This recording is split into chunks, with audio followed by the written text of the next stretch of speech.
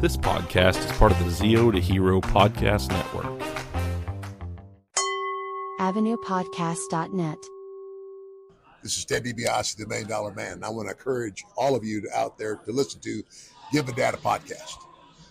And remember, everybody's got a price for the $1 Million Man. Hello, all my beautiful people.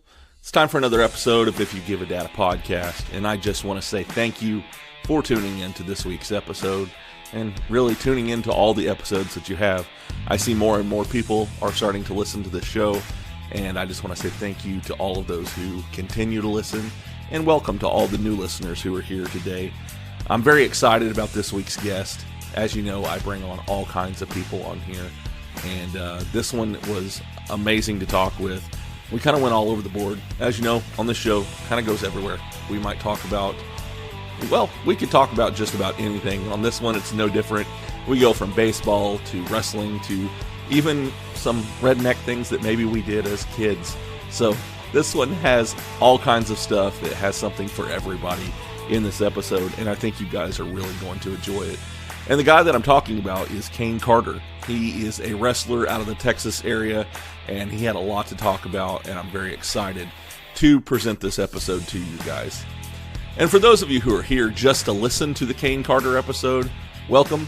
I hope that you enjoy what you hear, and I hope that you stick around and listen to some of the other great episodes I have here as well. So, if you guys are as excited as I am, then let's get this show on the road. If You Give a Dad a Podcast. You're bloody welcome! You know? Hey, Dad. If I get my hand stuck in a pickle jar, I'm straight up bull in a china shop, just swinging around.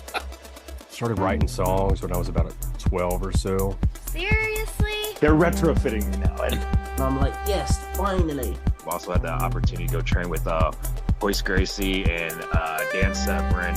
Wow. I like that. That's different. It stands out. That day I took my very first bump and it was fun. There's only one section to go to first. Yeah. Toys. Bro. I was like, no, man, surely this guy's not worked out that long. I haven't laughed that hard since I was a little girl. What? Man, this guy won't shut up.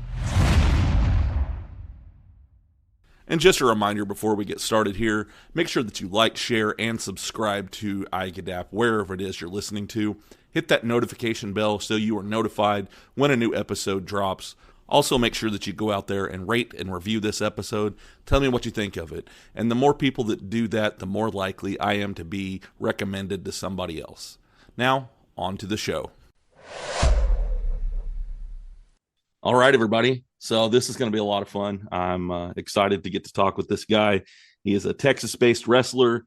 He trained at the Rocky Mountain Academy. He also trained at the Rhodes Wrestling Academy, which we're going to kind of talk about all of that. He's a great talent that I've been watching for a little while. I've been starting to watch more of MPX and things like that. And so I reached out to him and said, hey, would you like to come on the podcast? And he was more than happy to. And I am talking about Caine Carter. Man, how are you doing today? I'm great. Thank you for that introduction. How are you? Doing good. You know, trying to stay warm. It's rather cold here. Yeah, we were talking about that. It's the wind's getting up there, man. Yeah. I'm living in the South. You're not supposed to have, extremely cold weather. And they're telling us that this is going to be record low temperatures in January and February here. So I don't know what to do. Better bundle up and start you a fire. I like the cold weather. So last time it froze over where I'm from, I was out and about exploring in it. So okay. I'm from the country. There you go, man. Get on a four-wheeler?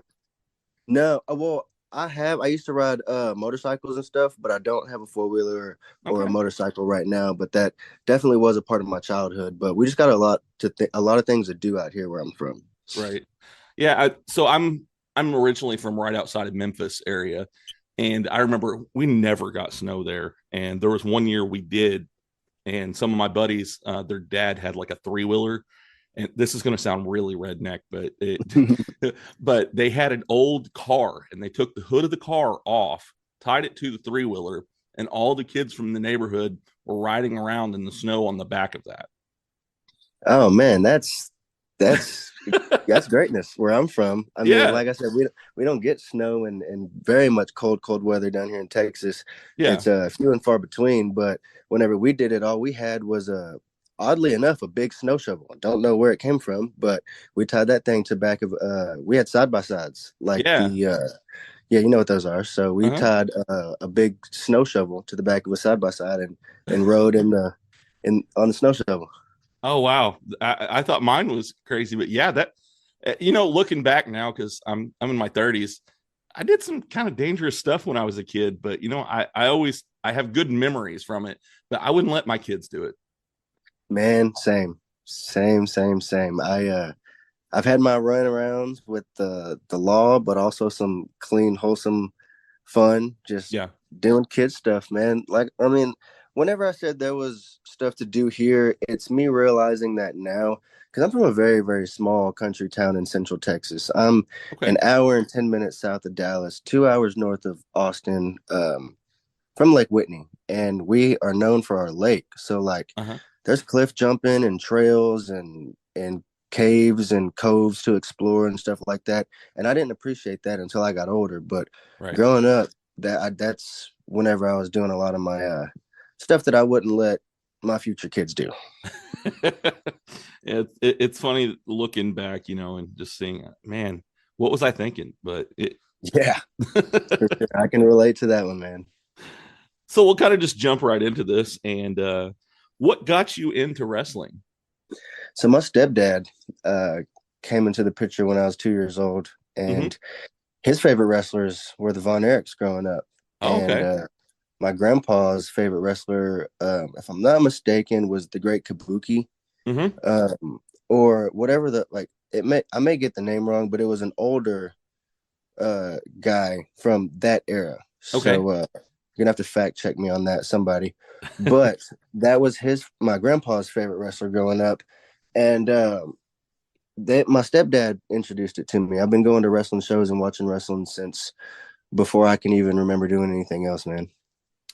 Well, yeah, I mean, it's fun hearing those stories about, where you got started at with everything. And you were right. I looked it up. It is the Great Kabuki. I had to look him up, but yeah, he's, I don't know much about him, but my parents always talked about the Von Erichs stuff. My dad still does. So Von Erichs have, right now they're topical. In fact, with the Iron Claw. Absolutely. Have you watched that movie yet? I have. I just watched it a few days ago. Okay. What'd you think? I loved it. Except for the guy that played Ric Flair. He kind of threw me for a loop. I felt like they could have done better with that. With as iconic as Ric Flair is, right? He didn't have any kind of imitation skills to pay respects to Rick. Yeah. I said that kind of harsh, you know what I mean? But that was the first thing and the only thing that I take away from that movie, other than everything was just so deep. Yeah. So, I've actually heard that a lot too. A lot of people are saying the Ric Flair part. And one other thing that I heard, I guess they left one of the sons out of the story. Yeah. So that's the only two things that I've heard people really, have a gripe about with it. And everybody's saying they should have had Ric Flair just do it and they CGI'd a younger face on him or something. Oh gosh, like they just did with Harrison Ford in that new Indiana Jones. Have you seen that? I haven't seen it, but I heard about that and how they did that. So yeah. I mean, the Ric Flair scene came right after the Harley Race scene, and the guy who played Harley Race was surprisingly well. I feel like everyone did their jobs, but not to take away too much from the movie. The movie was great, beginning to end. Right on. I still haven't got to see it yet, but I really do want to. I'm one of those, I've got 2 kids, and so I don't get to go to the movies very often. So I'm probably gonna have to wait till it comes out, to where I can watch it at home. But I've heard a lot of good things about it. So yeah, man, I highly recommend it. It's a great watch. And I don't fancy the movies too often, unless there's something I really, really, really, really want to see. Right. And I felt like that was just a must. Yeah, I totally get that. I belly ached about it for quite a while. My wife's like, dude, calm down. It'll come out. You'll see it eventually. So yeah, it's definitely something I want to see. Who was your favorite wrestler growing up? Jeff Hardy. Jeff Hardy. Yep. Yeah. What did you think about his comeback whenever he came back into WWE? Because I'm hearing him say stuff now that, you know, he didn't feel like his whole thing was the same whenever he came back this time. Are you talking about when him and Matt returned at WrestleMania? Yeah, I thought that was me and my buddy jumped out of our seats when that happened. I was actually not watching wrestling at that time. Oh, really?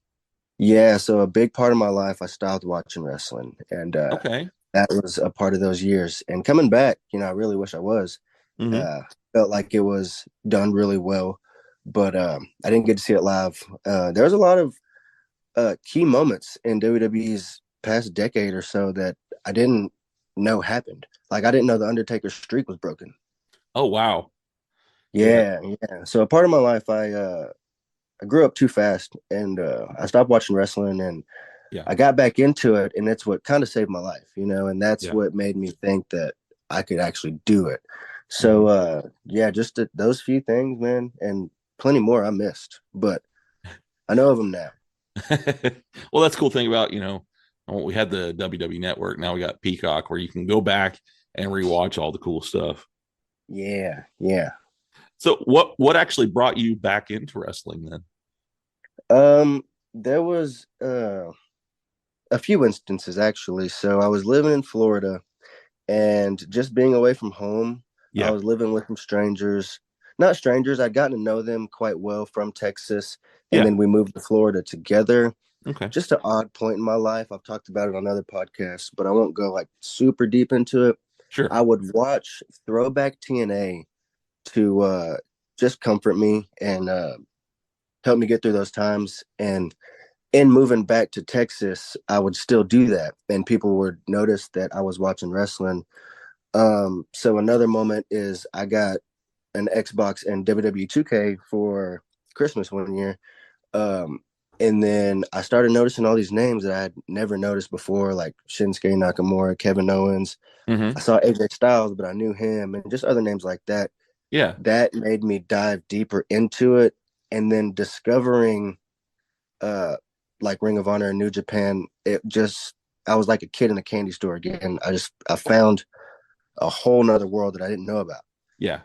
And last instance is there was an independent company that came and ran a show at a bar in my hometown. And those instances all happened within like maybe 9 months. And so whenever they came to my hometown, I just thought like, I'm an athlete too. Like I'm no different than these Joes up here. Yeah. I could do it. Yeah. So it was just set in stone from there. I haven't looked back.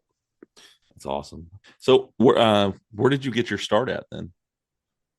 The company that came to my hometown was a small company called APW Advanced Pro Wrestling. Okay. And they were actually located in a small town 35 minutes from where I live. So I would make that commute to train with them every now and then until some things happened. You know, stuff in the business occurs that, you know, it just separates people. So from there, I went on to Rocky Mountain Pro. Okay. And Rocky Mountain Pro, we kind of talked about that a little bit.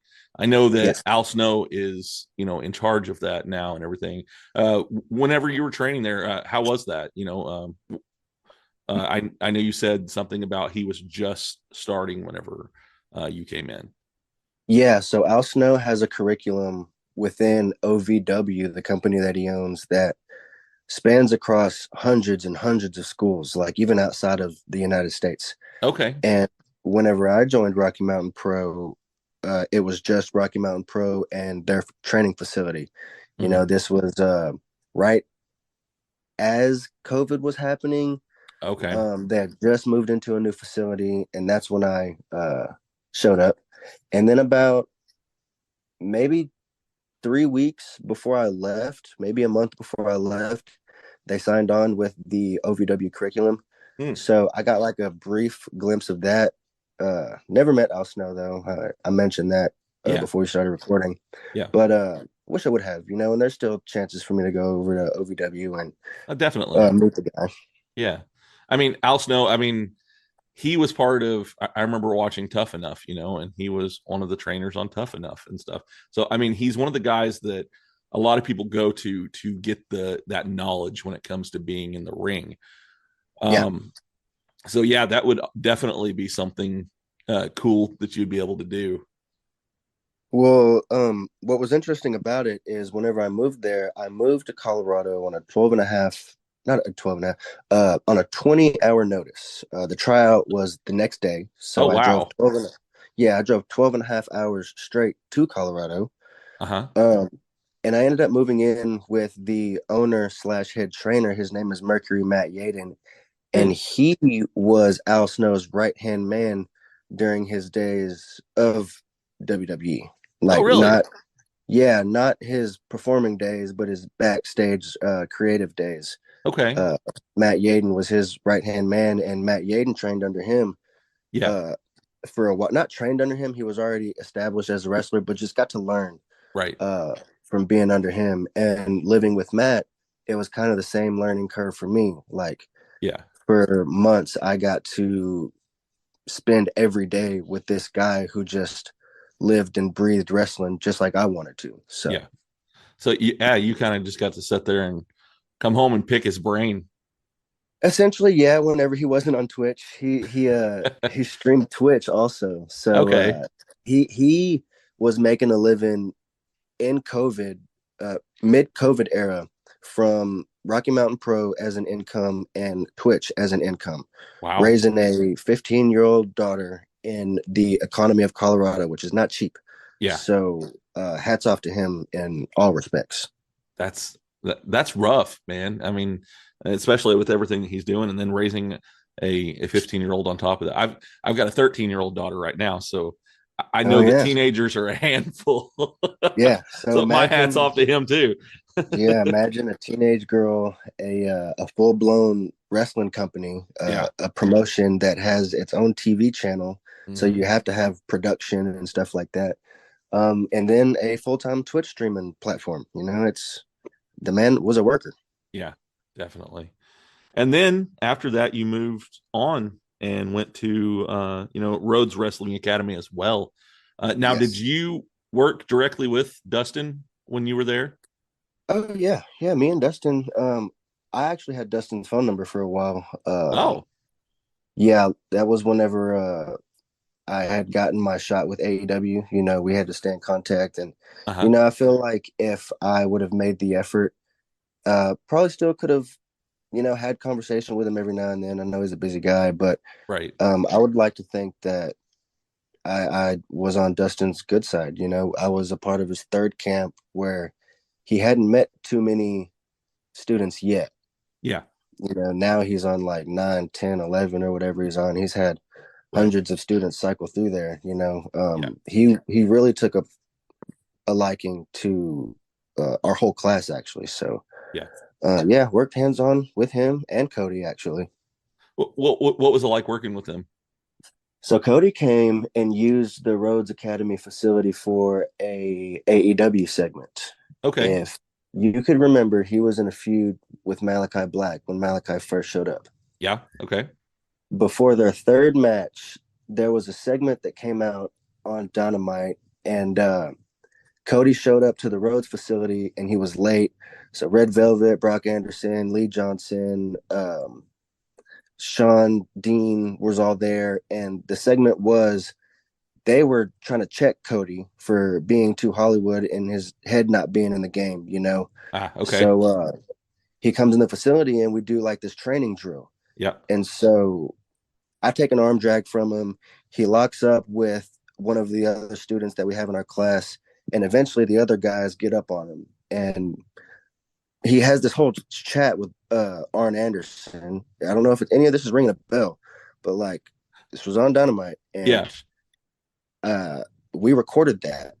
And Cody was so gracious that he flew me out to Orlando, Florida to have a dark match at Universal Studios with AEW. Oh, that's cool. Yeah, and he would have done the same with the other kid that was in the segment also. But that kid was from Scotland and he didn't have his work visa, so they couldn't pay him. Oh no. Yeah, and they didn't want to have him work for free. They were just like, no, sorry. But which really sucks. But that was a little I was going to say commercial, a little segment that we shot at the Rhodes Academy. So working with Cody was very professional. He had a whole camera crew, and right. It was nice. That's really cool. And I know quite a few people who have had the AEW, because you were on AEW Dark, correct? Yes.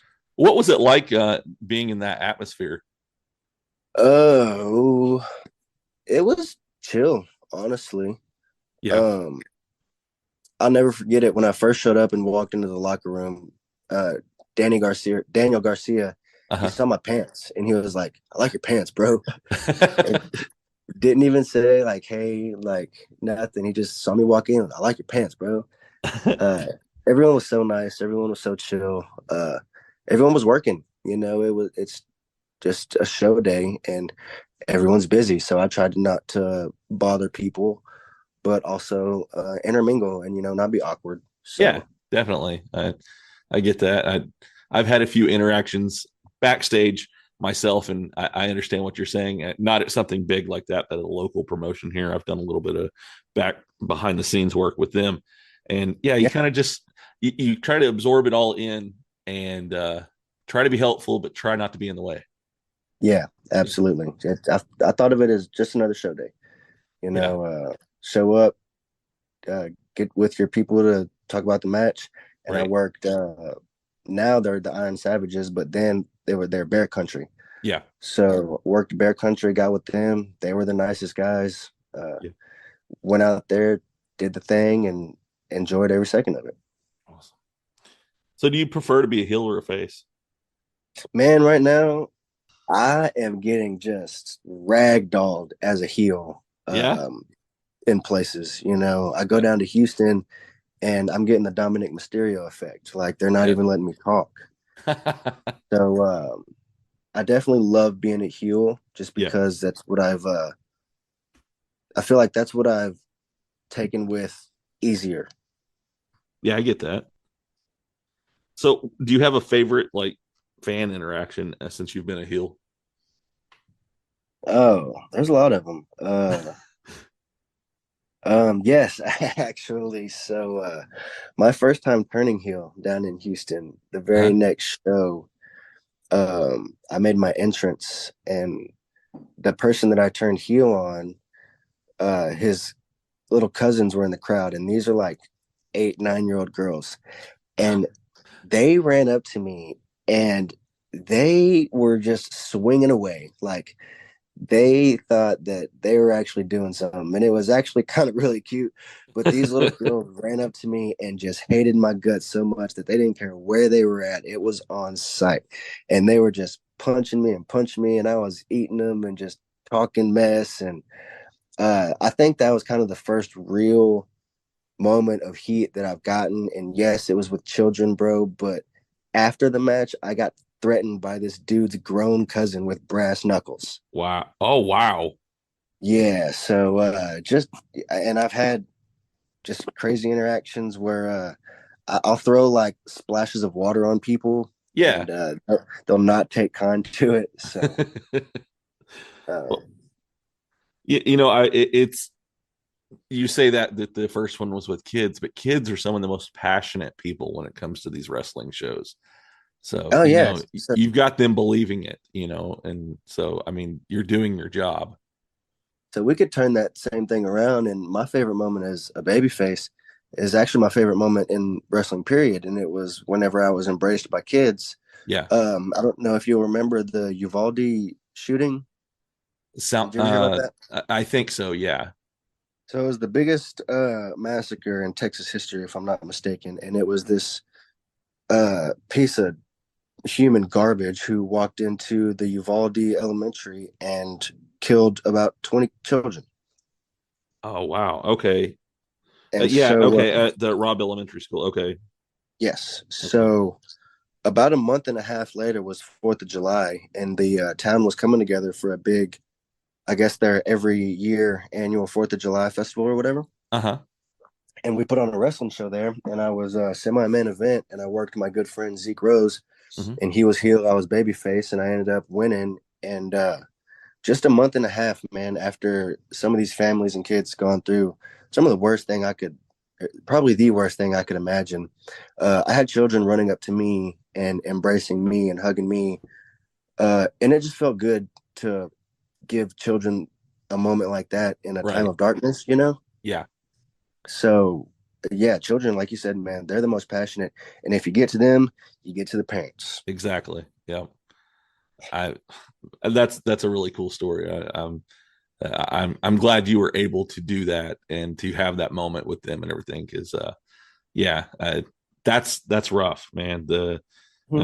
I do remember that now that you're talking about it. And yeah. Hello everybody, I apologise for butting in on what you're listening to, but I wanted to introduce you guys to a brand new podcast called the Tiger Nexus Podcast. I'm Ty Tiger, and I'm the host. I'm mostly known for the Tiger Tales YouTube channels, where you'll find stories and fan fictions that I write and read to you guys. I'm also a co-founder of the Three Range Bro Studios, but I wanted to dive into this whole podcasting thing. I'm a content creator, and I adore making content of all sorts of varieties, and I want to interview people that enjoy and make content as well. And we're talking about all sorts of things, from TikToks to YouTube to story writing to storytelling, podcasts, movies and TV shows, all forms of content you can think of, I want to interview people about. So there's going to be lots of different variety. So make sure you check out the Tiger Nexus Podcast on YouTube and Spotify. Hey, listen! My name is A Crown, and if you enjoy fan fiction, be sure to check out The Author's Crown. We have stories from all kinds of franchises like DC, Power Rangers, and Transformers. But wait, there's more! We also do original crossovers you didn't know you needed. Head on over to YouTube and search for The Author's Crown today. Let's switch gears here. Do you have a favorite opponent? Yes. Well, are you asking like just in general or like for a favorite match with an opponent? Well, we can do both of those actually if they're different. Yeah. So my favorite opponent has definitely been Exodus Prime. He's another talent down here in Texas. Yep. Probably sitting at the top of the mountain right now. Yeah. In Texas. He's so good. Yep. And every time I work him, I just learn something, you know, and it's nothing that he has to tell me. It's doing it in the match and like going back and watching it and seeing how it worked out and how the crowd reacted. So he's been my favorite opponent. Now, my favorite match has been with Michael Schaefer. Me and the leading man, Michael Schaefer, had a match for HOT Pro Wrestling, and I defeated him for a Syntex title. And on that night, I was just on. We were connecting with the crowd and hitting on all cylinders, and we were the opening show. So, or we were not the opening match. I think we were second. Okay. So we made it pretty tough to follow, and that's my favorite match so far. Okay. Yeah. It's always. I guess it would be almost you have being in wrestling, there's a competitive side on top of it's not technically a competitive sport, but there's competition between the boys. So when people try to argue, what's the sport in wrestling? What's the competition? Right. I'll tell anybody the competition is being at the top of the mountain in the industry. Yep. You know what I mean? It's and how you do that is you make money and you get notoriety, not just city-wise, not state-wise, but nationally, you know, worldwide. And those are the people that's winning. That's the competition. You know what I mean? Yeah. I want to be a Roman Reigns, you know, going on SNL and stuff like that. Or not SNL. What's it? The Tonight Show or whatever. Like Jimmy Fallon and stuff. Yeah. Jimmy Fallon. Yeah. Like I want to be that guy who gets on Jimmy Fallon by being a wrestler. You know, I don't have to be an actor or a rapper or anything like some big name celebrity like a Kardashian. I'm doing what I love. Exactly. And if it can take me to the top of the mountain, that's the competition in it. Yeah. Everyone, well, a lot of wrestlers that I like attribute it to taking food off your family's plate. You know what I mean? Yeah. Like, I don't want anybody to take the spot that I have or that I'm gunning for, and Yep. I'll argue that all day. Yeah, no, I totally get that. You're trying to vouch for or vie for that spot, that very top spot, and to get there, And I can't remember who it was that said this, and it was recently, and they said that if your friends don't say that you're crazy when they hear your goals, then your goals aren't set high enough. I like that. I think I've heard that also. Yeah, I love following a lot of these. I'm not a wrestler. I'm just a fan of the sport. And right. But I follow all these guys, and I can take what they're saying and apply it to what I'm doing here too. So and I like that. You got to set your goals just a little outside of what you think your reach can be, and still try to reach those goals. It's if you're settling, then you're not doing it right. Absolutely. I've had this lady tell me to my face that when I was dating her daughter, she told her daughter, "That guy wants to be a wrestler." Really? But this is like a year and a half down the line. She said, "I got to give it to you. You're doing it." And so like that is what satisfies me. You know what I mean? Like right. Sleep on me if you want to. Yeah. So do you have any hobbies? Yeah, that's funny you ask. I just started collecting baseball cards, and I feel like I'm so late into the game, but I just got a resparked love for baseball in general. So, okay. Yeah, the cards is just tip of the iceberg. I used to skateboard, man. Skateboarding was my second love behind pro wrestling. Really? Okay. Yeah, before I wanted to be a wrestler, I wanted to be a skateboarder. That's well, I mean, you like the adrenaline rush. Yeah, I do. Yeah. So baseball, Dexter Hardaway, I've had him on here, and he's a big baseball guy. Have you gotten in touch with him on any of that? Because I think I saw a picture. You're a Rangers fan, aren't you? Absolutely. So yeah, he's always going to those games out there. Who is it? Dexter Hardaway. That name rings a bell, but he's done stuff. Oh, he's done stuff. Oklahoma and Texas. He actually lives in Texas now, but he used to wrestle all over the place up there. He's retired now. I think he retired in 21, maybe is when he had his last match. So yeah, he's a really cool guy. I had him on, and right before he went into the Wrestling for a Cause Hall of Fame. And I think most of the episode we talked about baseball. Oh, sweet. So no, I haven't talked to him, but I do have a few buddies in the wrestling business that are baseball fans. Yeah. I started going to Rangers games not this past year when they won the World Series, but the year before. I went with a group of friends, and I hadn't been to a professional anything in a long time besides wrestling. I used to go to Dallas Mavericks games all the time. Yeah. So like I just missed being in the crowd, the sport in general. Yeah. So like after going a few times, like I found that I was just in love with baseball all over again. Yeah. And then the next year the Rangers win the World Series, so good time to get back into it then. It was a perfect time to get back into it. And like I don't like to call myself a bandwagon. It just happened the year before they won the World Series. I remember in 2011, I was interested in them. I've had family members that have been Rangers fans forever that love Josh Hamilton and Elvis Andrews and all the cats from like 2010 and 11 whenever they were like really good back then. Yeah. I'm a big Cardinals guy myself. My grandpa was a Cardinals fan, and oh yeah. So I remember watching games with him whenever I was little, and then I kind of got away from it for a while. And then when I got a little older, I actually got to see Mark McGwire. Really? Whenever he was still on the team. They were the first game. Like I said, I'm from the Memphis area. So I got to see the Redbirds, which is their AAA team. So I got to see that very first game they had there was the Redbirds versus the Cardinals. And it's when he was it was right after he had broken the home run record. And so, it's like maybe a season or two removed from that. And I remember I got very close. I was probably maybe about 10 feet away from him, about to get his autograph. And then the game started and he had to leave. So I was like, Oh, wow. yeah.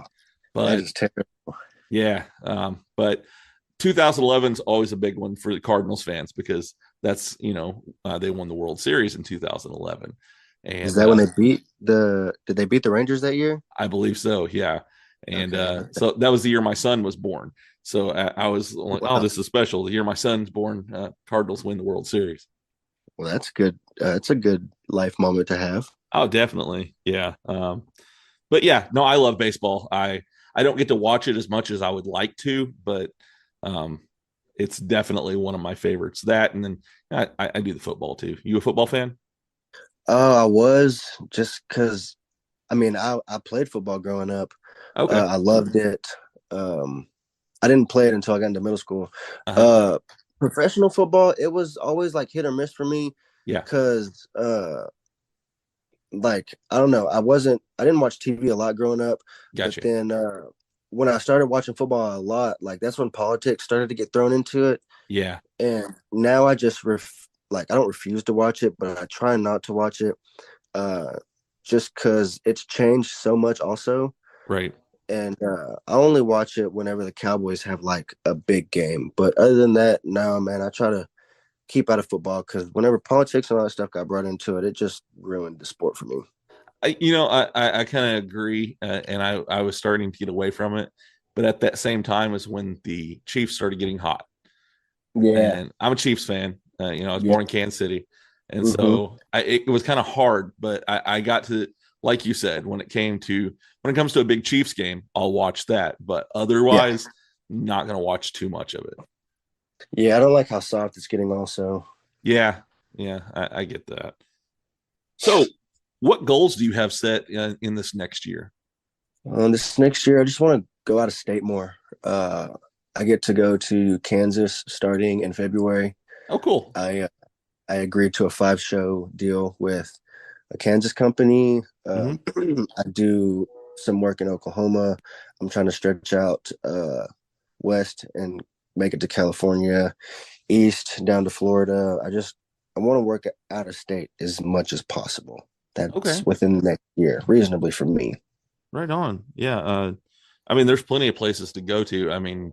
Just in the little bit of time, because I didn't even know about independent wrestling until I started this podcast almost 2 years ago, and I went to my first show. And now I have 2 independent companies that are literally, both of them are 10 to 15 minutes away from my house. Oh, wow. You got it good.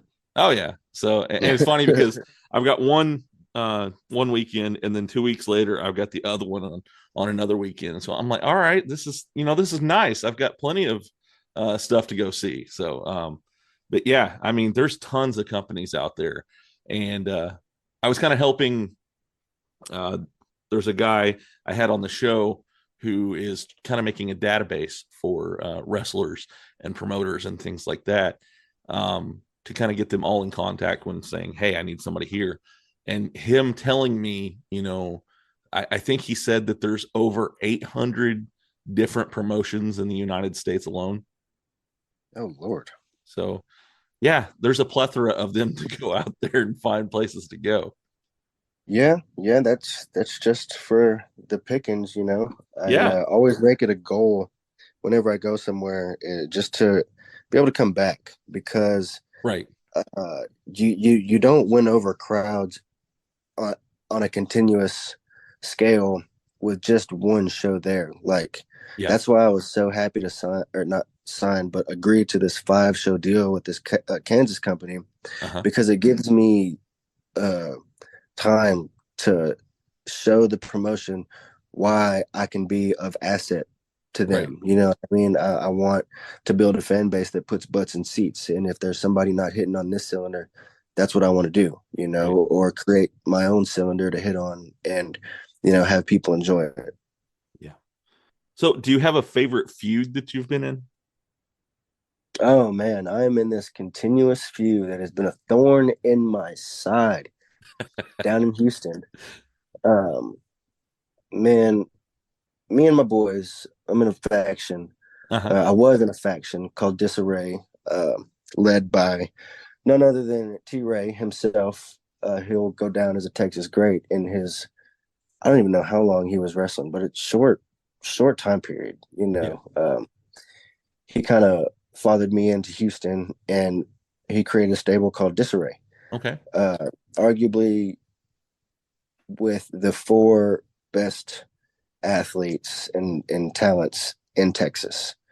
And yeah, we were a heel faction, but we did whatever it takes to get gold to our faction. Right. And our feud has been with the 4 PWF baby faces, good guys, blah, blah, blah. 1, Chris Carter, Kenny Calypso, Just Nick, and Maniac. And I have been going on with these guys for well over a year now. No, it's not well over a year. It's been a year, actually, to the date, Saturday. Oh, wow. Okay. Yeah. So, still going on with this. It's made me who I am down in Houston, and I wouldn't change who I am in Houston for nothing. Because, like I said, arguably the top hated man in Houston. I'm Houston's most hated, if you will. So I know you do a lot of tag matches as well as singles. Do you prefer one over the other? Oh, no, I don't. I just want to wrestle. Just want to wrestle. Yeah. I have found success with my tag partner, Devion Black. He has become like a brother to me. Yeah. And don't think I'd be tagging with anybody else. That's my boy. And I love it whenever we're out there. There's a lot of growing to do. I will not say that we are near the best tag team in Texas, but we are top dogs. There's still people at the top of the mountain to beat in Texas. There's great tag teams in Texas. We have had gold in Oklahoma. But we're still trying to expand down to Texas. I will say, put us against anybody in Oklahoma and we're top dogs over there. So it's just a growing process, man. I love tag team wrestling. I love singles wrestling. Just had to shout out my tag team partner. Me and him are KOA. Yeah, I'm definitely gonna have to get him on the show as well. I've been watching a lot of his stuff, and then you guys are going to be going after the tag team titles at Texoma, aren't you? We've been trying to go after those, but we have had Rook and Gabe, Rook Tyler and Gabe Wilder as thorns in our sides because we could beat them, but they just go and get different opponents. Rook Tyler has had to go get Gerald Briscoe, who ended up joining with us. All it took was a drink with the guy to realize that he was more like us, So we had been under the tutelage of Gerald and Wes and WWE legend Gerald Briscoe for a short period of time. Then he had to go get Fuego del Sol. We beat them. So, and then they win the tag team championships in a fatal 4-way. So if you're asking me, luck has been on their side because they can't beat us, but they're the tag team champions. So yes, we are going after their tag team champions. Rook Tyler and Axel Savage also won our NCWO championships in a 3-way tag team match. Never have they ever pinned us. So we will definitely be going after those 2 sets of tag team titles. It kind of sounds like they're skirting you guys on a, 2-on-2 match. I mean, they're fighters. Yeah. They're fighters. You know what I mean? I think we have fallen to them once. I think maybe it was in not a 3-way tag match, a 6-man tag. Okay. I think I'm not sure. I'm getting my matches mixed up because we've wrestled them in tag matches, 6-man tag matches twice. Okay. Fatal 4-way tag matches. Rook has had to go get different opponents. Rook also had different partners. Rook also has another partner, like I said, Axel Savage, who he's champion with in another company. I'm not going to knock them boys. They fight. You know what I mean? They don't skirt us or nothing. But I am saying that these guys are getting a little lucky, if you ask me. So there's one thing I did want to ask you about because I know that you're part of MPX as well. Have you tried any of these tortillas that Tony Snow talks about? No, actually, I didn't know that Tony Snow talked about tortillas. Oh yeah, the ones he brings out to the ring. He says that his mom makes them, and I think I've seen him throw them at some people in the crowd. So I didn't know if maybe he had shared some of those with you backstage. I mean, no, but now I'm gonna have to talk to him about those now because Mama Snow tortillas sound phenomenal, and me and him are pretty tight at Texoma, so I don't know why he would be ducking me with the tortillas at MPX. Yeah, you're gonna have to ask him about that. Thank you for that. Actually, thank you. Yeah, no problem.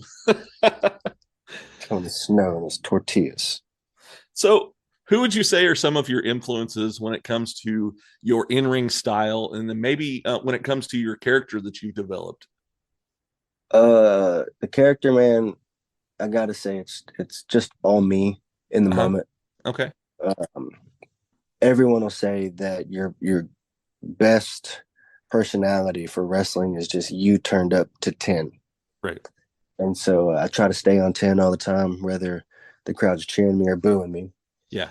In ring, man, I would say it started off with like Jeff Hardy and Kenny Omega. But I've gotten in the ring and I've done the Phoenix splashes, I've done the 450s, the springboards, and all that stuff. But I don't need it to beat people up. You know what I mean? So yeah, I look at a lot of old 80s All Japan wrestlers who are just slugging it out, but could also technically battle you, and take a limb off, if you will. Yeah. So I've tried to hone in some submission moves, and I use the crossface as a submission. So I try to learn how to work a piece of the body, right? And articulately break someone down. But also, I can go out there and throw haymakers with you. So any wrestlers of that sort. But then also, whenever I look at the business, I want to make money. I want to be a performer while I'm beating people up. Right. So I look to people like Shawn Michaels. Mm-hmm. He's a performer. I look to him like that, but with my style, it's a lot of old stuff.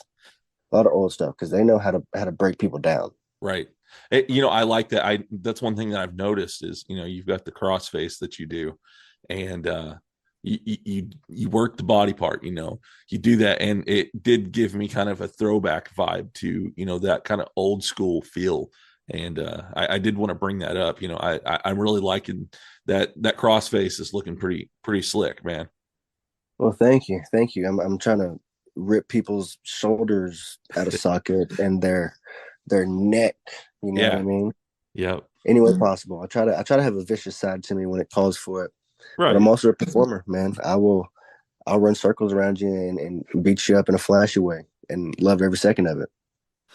So do you have like a ritual that gets you ready for going out to the ring? I try to get a nice pump in, and I say a prayer. All right. Every time I walk through the curtain, I'll say a prayer before I walk through for a promo. Yeah. And if I got a match later on, I'll say a prayer before I go through for my match. And then I always try to look a little juicy.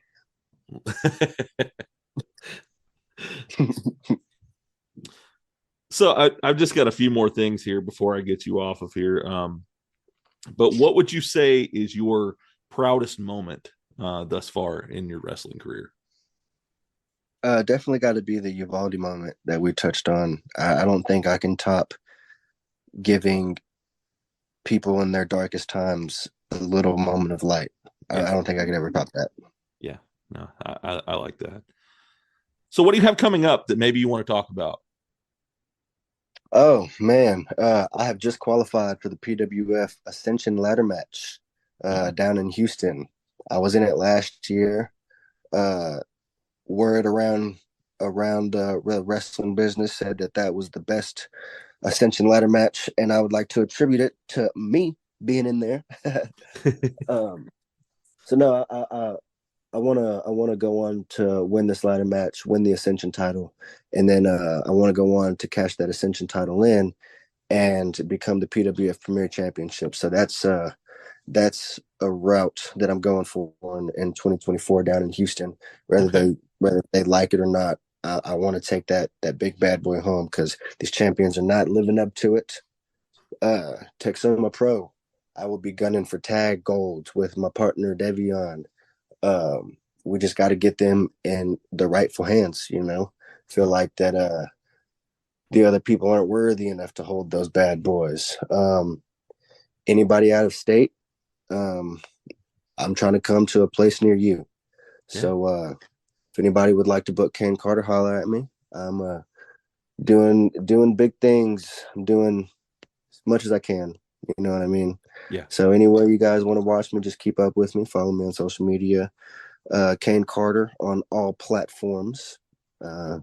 I really appreciate the support, guys. I got a lot coming up in 2024. Awesome.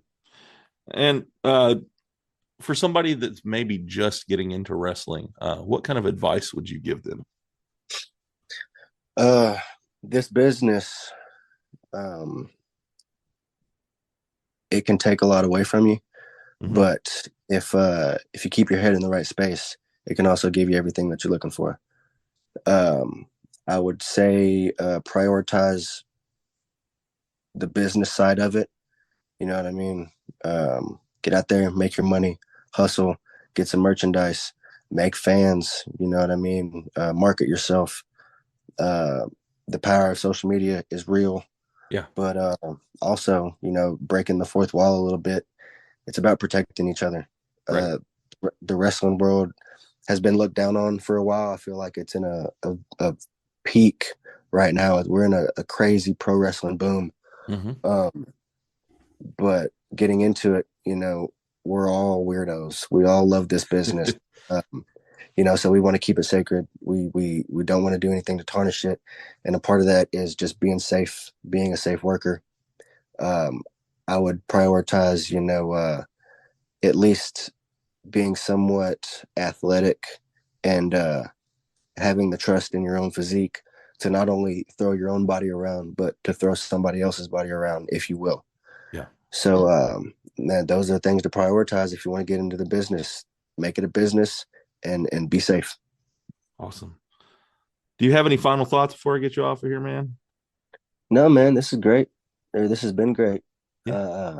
Always love having a platform to talk and just be me. And I feel like that's what I was able to do. Be me. I was kind of nervous coming on here. I haven't done a podcast in a while. So thank you, man. Thank you for giving me a platform. Thank you for making this a good podcast. Thank you for being a good host.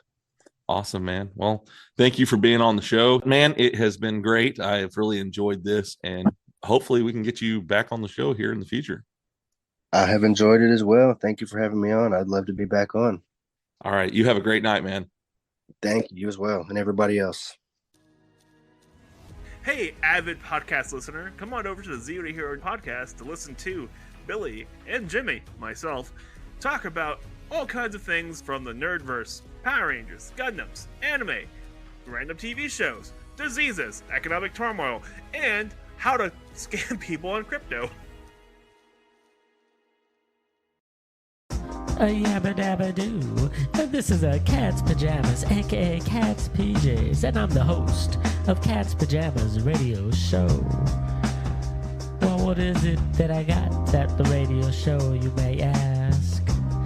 I've got everything from live interviews with various people from wrestling to bands and musicians and artists collectives. We talk all things, conspiracies, scary stories, and fun random music facts. You can check me out on Spotify at Cat's Pajamas Radio Show. Got a really killer playlist for all of you as well. Or you can find me on Instagram, Cat's Pajamas 123. So I hope y'all go ahead and give that a listen. And a special thanks to If You Give a Daughter Podcast for putting me on. Much love. Appreciate it.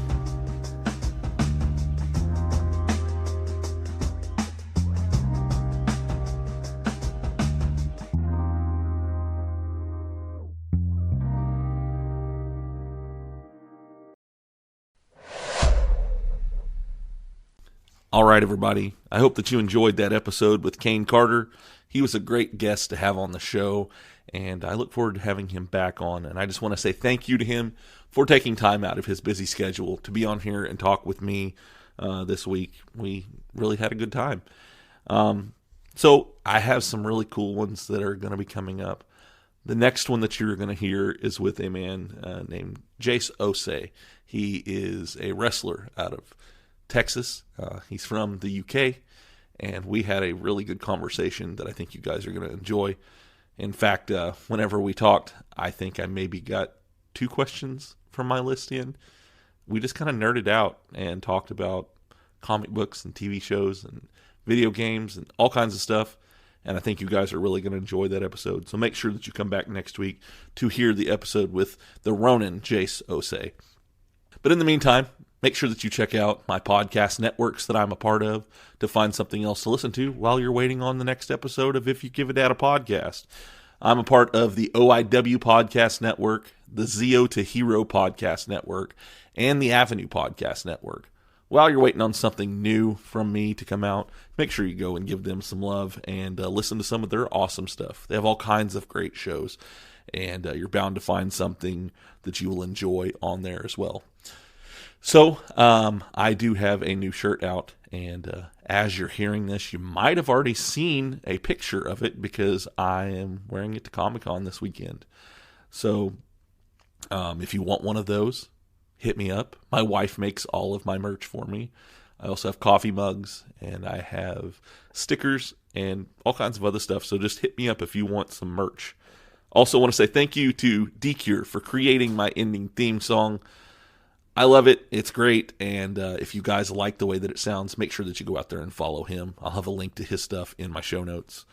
Also want to say thank you to Original Geek Comics for making me a part of their Paladin comic book.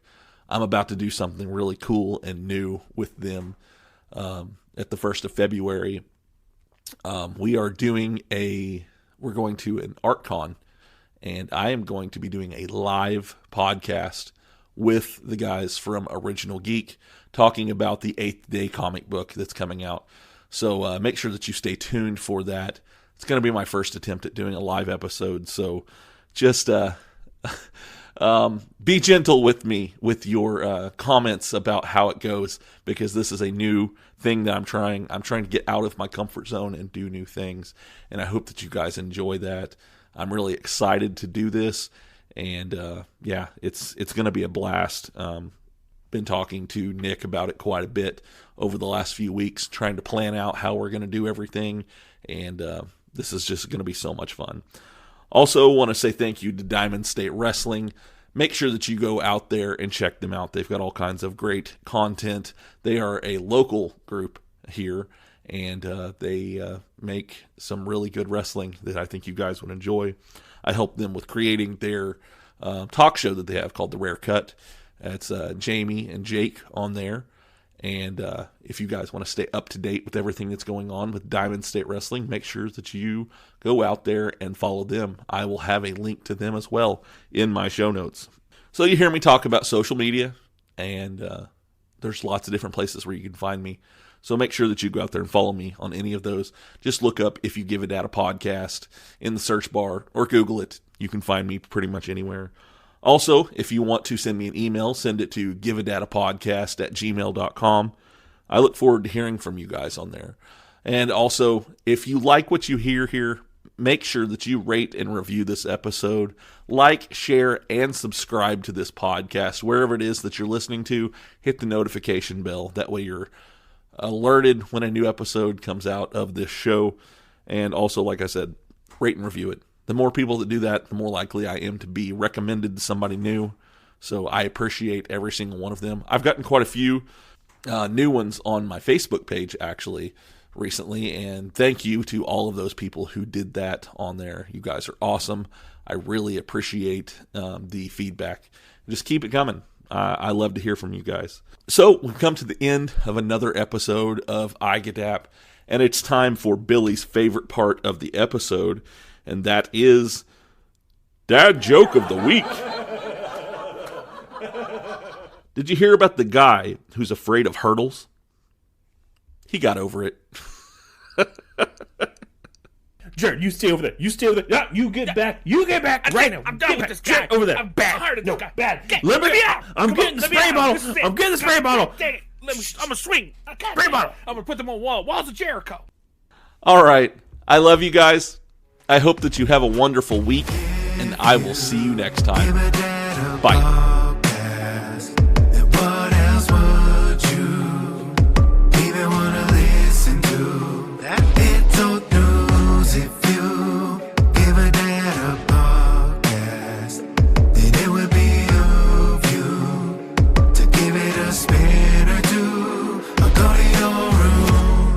Room rounded, but I got a podcast on. He calls us beautiful people, then tells us who we have on. The best part of my day, the world blocked out in my pods. Tell my friends all about it so that they follow along. And the host is kinda nerdy, but guess what I am as well. I don't feel so alone, and I began walking out of my shell. Heard a story, I need a connection I haven't felt.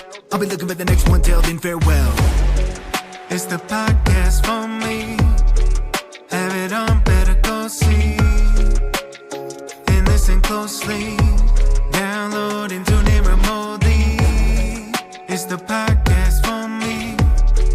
Have it on, better go see. And listen closely, download and tune in remotely.